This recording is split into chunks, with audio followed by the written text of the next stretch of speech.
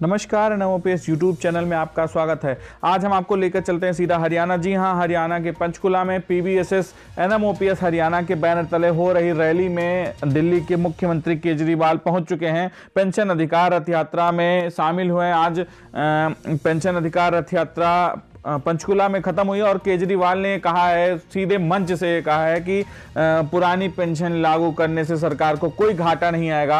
अगर GPF की व्यवस्था सरकार लागू करती है, पुरानी पेंशन लागू करती है, तो सरकार के लिए फायदेमंद ही होगा। बने रहिए हमारे साथ, देखिए अंतिम तक केजरीवाल जी ने क्या कहा है। खुले मन से इन्होंने कहा है कर्मचारियों के साथ NPS जो है अन्याय हो रहा है। सीधे सीधे उन्होंने सरकार पर निशाना साधा और ये भी कहा है कि केंद्र सरकार चाहे तो पुरानी पेंशन बहाल कर सकती। अरविंद केजरीवाल ने कांग्रेस और भाजपा दोनों पर निशाना साधा। उन्होंने कहा कि अगर हरियाणा में पेंशन बहाली की आप सरकार चाहते हैं तो आम आदमी पार्टी सरकार बनाइए, आप सरकार बदलिए और पुरानी पेंशन बहाली हम तुरंत लागू करेंगे। वास्तव में विजेंद्र धारीवाल की तारीफ करनी होगी, उनकी टीम की तारीफ करनी होगी और हाँ, एक शख्स की जरूर तारीफ करनी होगी, दिल्ली के प्रदेश अध्यक्ष मनजीत सिंह पटेल की। उनका बहुत सहयोग रहा है और आज अरविंद केजरीवाल मंच पर पहुंचे हैं। कर्मचारियों में एक नई उम्मीद जगी है। अरविंद केजरीवाल ने कहा कि हम जैसे ही सरकार में आएंगे पुरानी पेंशन बहाल करेंगे। और हमारे सहयोगी जसविंदर सिंह ने रिपोर्ट भेजी है, उन्होंने ये वीडियो भेजा है और दिखाया है कि पंचकुला में जिस तरह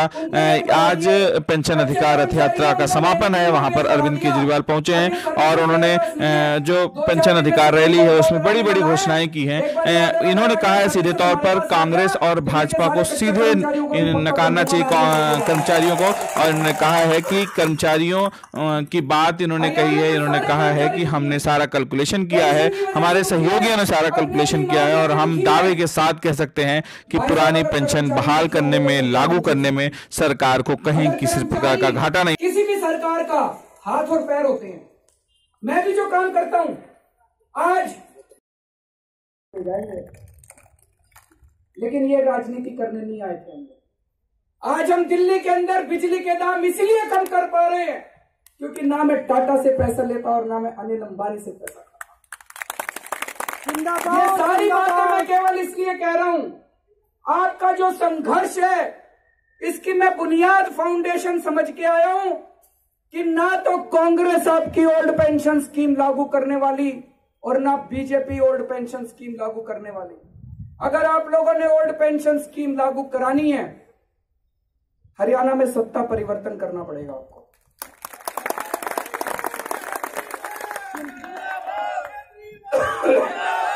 जिंदाबाद जिंदाबाद। वही देश पे राज करेगा, वही देश पे राज करेगा, वही देश पे राज करेगा,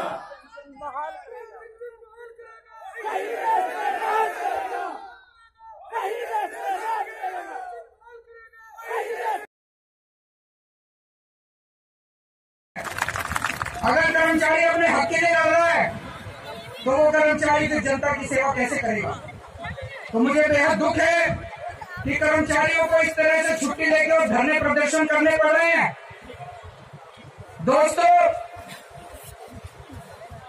मैं IIT से हूं, इंजीनियर हूं, उसके बाद इनकम टैक्स में नौकरी करता था। तो ये अकाउंट और इनके सारे कानून अच्छी तरह समझता हूं और ये सारे कानून और सारी कैलकुलेशन अच्छी तरह मैं समझ के आया हूं। दिल्ली के सरकार के कई कर्मचारियों के साथ पिछले दिनों में मैं बैठा, उनसे मैंने कहा, भाई जो लोग 2004 के बाद जिनकी भर्ती हुई है, तुम लोग बताओ तुम्हारी कितनी अभी तक पैसे कटे, कितनी पेंशन हो गई। तो न्यू पेंशन स्कीम की एक वेबसाइट है केंद्र सरकार की, उसमें आप जाके देख सकते हो आज मेरी कितनी पेंशन हो गई है ना। तो मैंने उनसे कहा, मैंने कहा मेरे को दिखाओ। भाई साहब, मेरे को जान के बड़ा ताज्जुब हुआ, कई ऐसे कर्मचारी हैं जिनकी साल दर साल जितने पैसे कटे वो बढ़ने की बजाय कई साल ऐसे हैं जिसमें कम हो जाते हैं, क्योंकि शेयर की वैल्यू, शेयर मार्केट की वैल्यू गिर जाती है। तो दोस्तों, मैं सारी कैलकुलेशन करके आया हूं, जितने पैसे आपके कटते हैं हर महीने और जितने पैसे सरकार जमा कराती है, ये सारे पैसे अगर म्यूचुअल फंड में और शेयर मार्केट में इन्वेस्ट करने की बजाय अगर केवल और केवल जीपीएफ में डाल दिए जाएं, रिटायरमेंट के टाइम पे आपको जितनी पहले ओल्ड पेंशन मिलती थी उससे भी दुगनी पेंशन मिल सकती है। तो जो सरकारें दलील देती हैं कि अगर ओल्ड पेंशन स्कीम लागू कर दी तो खर्चा होएगा, मैं कहता हूं ओल्ड पेंशन स्कीम लागू करो। आप जितने पैसे काटते हो और जितने पैसे सरकार जमा कराती है इसको अगर जीपीएफ में डाल दो, ओल्ड पेंशन स्कीम लागू करने के बाद सरकार को पैसे बचेंगे, सरकार का खर्चा नहीं होगा। ये मैं पूरी जिम्मेदारी के साथ कह रहा हूं।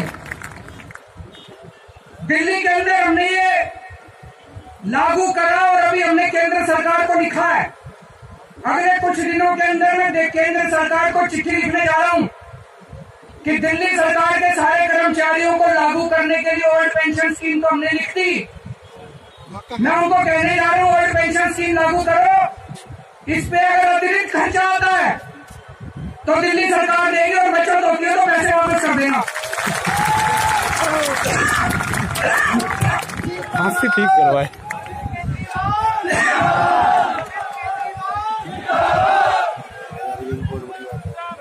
अब ये समझने की जरूरत है कि ओल्ड पेंशन स्कीम बंद करके कम ज्यादा न्यू पेंशन स्कीम लागू क्यों करी गई, क्या जरूरत थी? जब सरकार के और पैसे नहीं खर्च होते, ओल्ड पेंशन स्कीम लागू रखते तो कुछ ना कुछ बचत ही होती।